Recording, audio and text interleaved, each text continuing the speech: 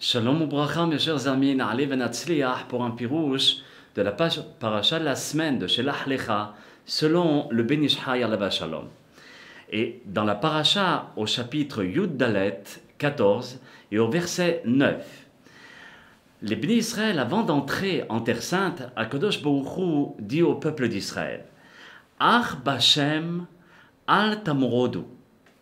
ואתם אל תראו את עם הארץ, כי לחמנו הם, שר צילם מעליהם, והשם איתנו אל תיראום. La Torah veut dire seulement ne soyez point rebelles contre Akadosh Baruch Hu. Et ne craignez point les gens de ce pays quand vous allez rentrer en Eretz Israël, car ils nous serviront de pain. On va expliquer pourquoi le pain spécifiquement. Ils n'ont plus de protection pour les couvrir. Hachem est avec nous, ne les craignez pas. Alors, ici, avant d'expliquer le Ben Ish Chai Alav Shalom, il est important de savoir qu'est-ce que c'est les Netzotzot HaKdusha. Lorsque Adam Arishon, déjà avant, lorsque Dieu a créé son monde, il l'a créé d'une manière parfaite. Tout était dans la sainteté. Une fois que Adam Arishon a fait la faute, c'est pas seulement une faute comme manger un fruit, ça va bien plus loin. C'est véritablement le chamboulement des mondes. Et à ce moment-là, Adam Arishon a chamboulé les mondes qui sont saints et les mondes qui sont pas saints. Et tout a été mélangé. Et il y a des netzotzot à Kedusha. On va s'en servir beaucoup de ce terme. Des étincelles divines qui sont rentrées à l'intérieur de l'impureté. Maintenant, comment libérer ces netzotzot HaKdusha? Alors le Ben Ish Chai nous dit comme ça. Le pain, avant d'être du pain, nous le faisons passer, et il passe par 4 étapes. La première, lorsque l'on bat la récolte de blé, afin de faire sortir les extraits des graines de leurs enveloppes. Ça, c'est la première étape.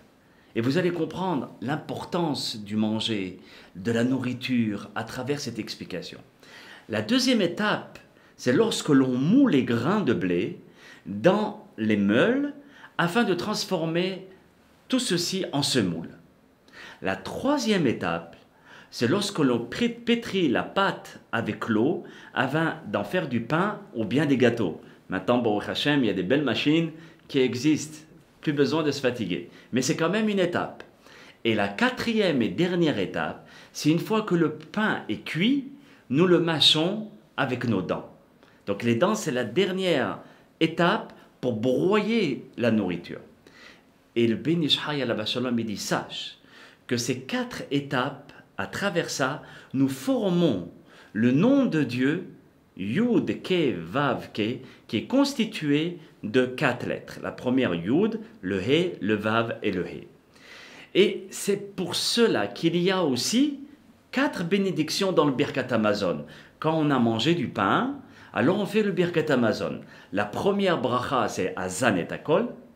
La deuxième, c'est Al Haaretz ve'al Hamazon.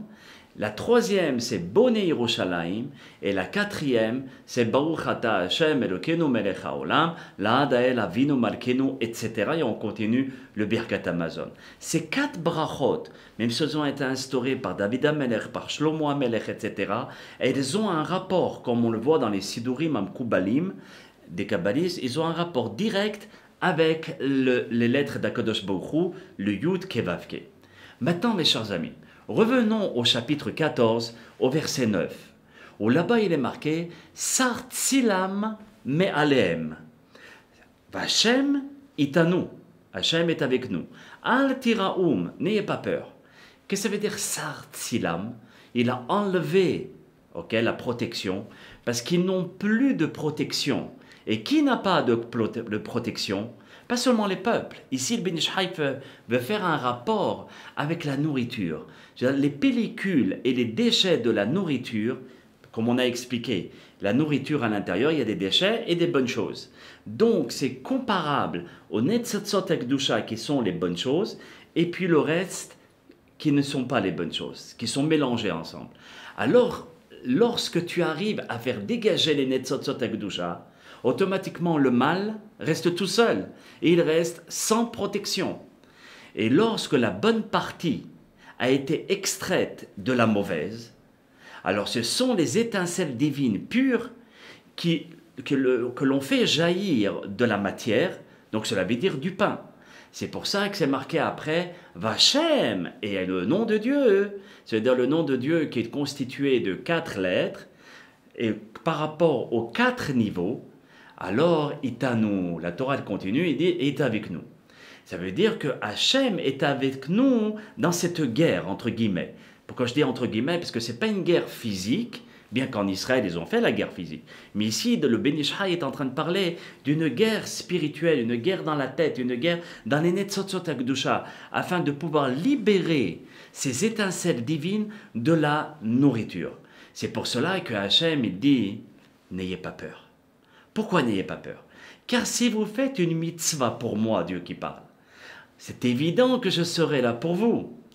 Et le Harizal HaKadosh, Rabbi Yitzhak Luria, Zechor Tzadik Kadosh le Bracha, le maître de la Kabbalah, dans le Sha'ar Ta'ameh HaMitzvot, là-bas il dit dans Paracha de Eikev, où il nous explique qu'au moment d'un repas, regardez les différences entre manger pour manger, c'est vrai qu'on peut se régaler, c'est pas interdit, on peut manger ce que l'on aime aussi, c'est pas interdit, mais de l'autre côté, au moment d'un repas, le Harizal HaKadosh nous conseille de penser à certaines choses de façon à pouvoir extraire ces étincelles divines.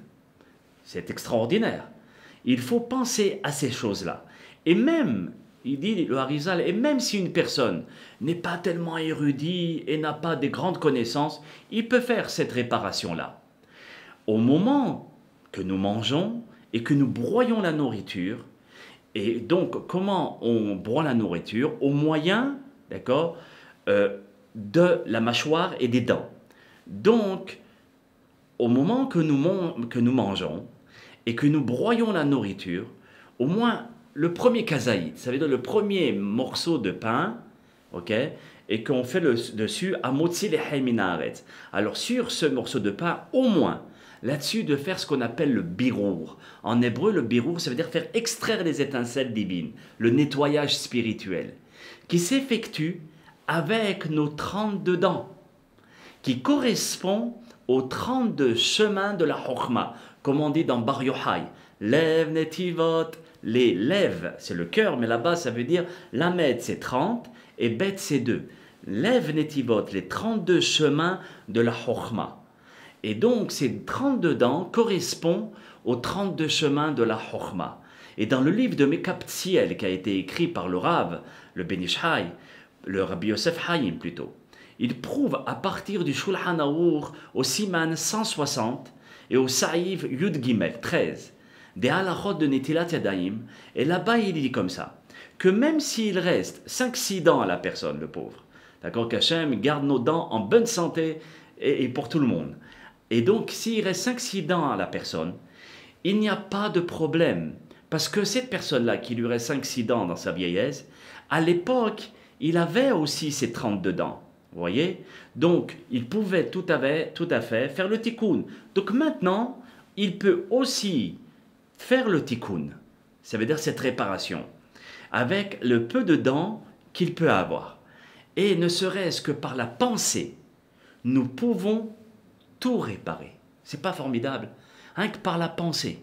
Hachem Yitbarach, par l'intermédiaire de nos hachamim, ils nous disent, vous avez la possibilité de réparer le monde et de libérer les netzotzot HaKdusha de façon à établir le monde et le remettre en équilibre. Ce qui n'était pas possible avant, parce que tout était mélangé. Donc grâce à ces 4 étapes et notre mastication, nous avons la possibilité de réparer la faute de Adam Arishon, car nous étions avec lui au moment de la faute. Donc là maintenant, Dieu nous remet sur terre pour pouvoir réparer une des parties de cette faute-là. Dans la deuxième étape de notre cours, nous allons voir la suite de la libération des Netzotzot HaKdusha que Dieu nous a donné la possibilité de faire. À très bientôt, bracha ve'atzlacha pour la suite de la paracha de la semaine.